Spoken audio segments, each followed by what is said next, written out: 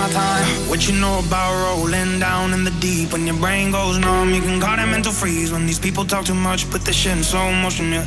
I feel like an astronaut in the ocean, ayy. What you know about rolling down in the deep? When your brain goes numb, you can call it mental freeze.